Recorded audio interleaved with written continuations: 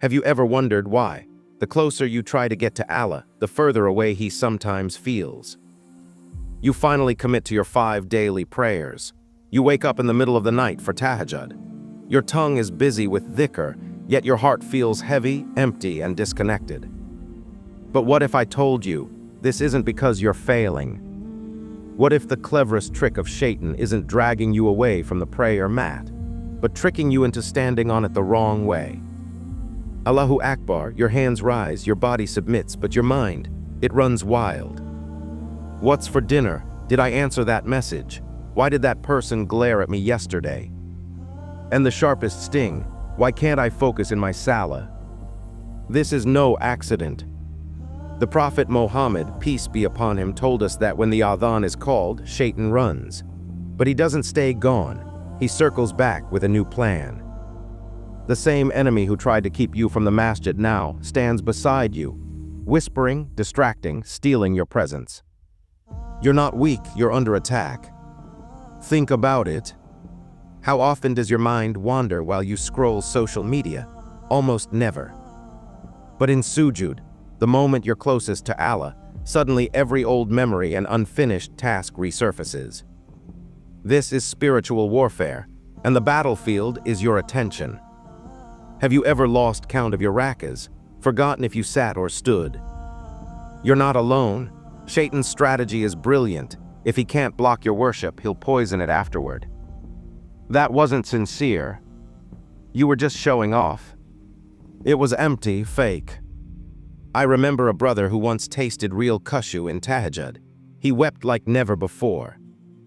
But by morning, Shaytan had convinced him those tears were fake. Allah says in the Quran, "Verily, those who fear Allah are only those who, when touched by Shaytan's whisper, remember him."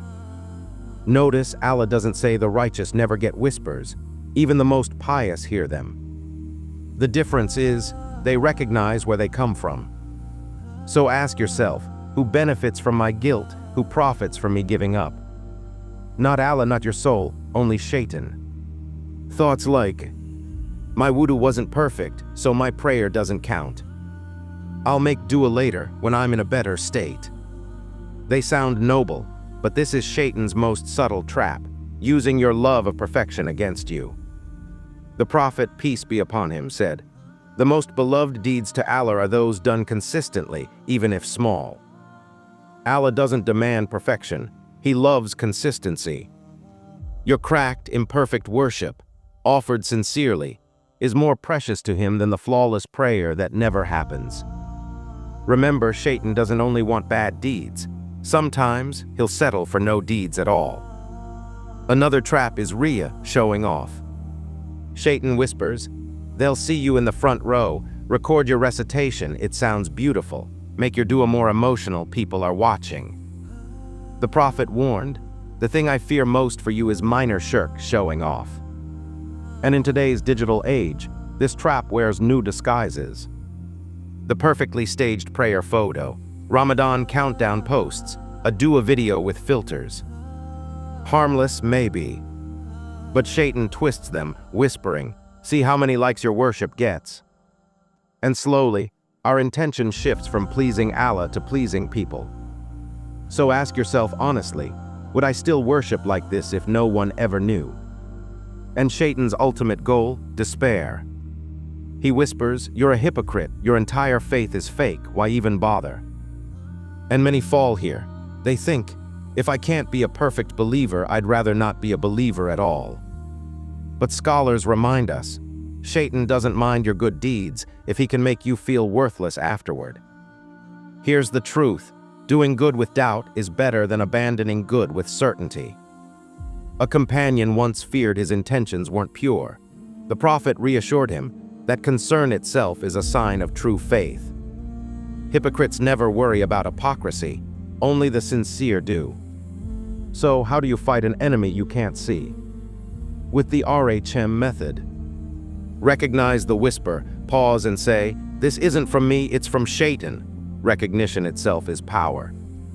Hold steady, don't argue with whispers. Don't abandon salah because your mind wandered. The Sahaba never quit salah out of fear of Riya. They kept praying, so keep your ground. Make it personal again. Worship not for perfection, not for people, but for Allah, for gratitude, for love. Ask yourself, what did this act of worship mean to me before Shaytan hijacked it? Reconnect with that. Your distracted salah still counts. Your dua without tears, Allah still heard. Your dhikr that felt mechanical, the angels still wrote it down. The greatest trick of Shaytan is making you feel alone in this battle. But you're not. Every believer has faced these same whispers and doubts. Shaytan only targets your worship because it's working, because you're drawing closer to Allah. If your prayer meant nothing, he wouldn't bother. So don't give up, not today, not ever. And remember, Shaytan only fights the battles he is most afraid of losing. Until next time, Assalamu alaikum wa rahmatullah.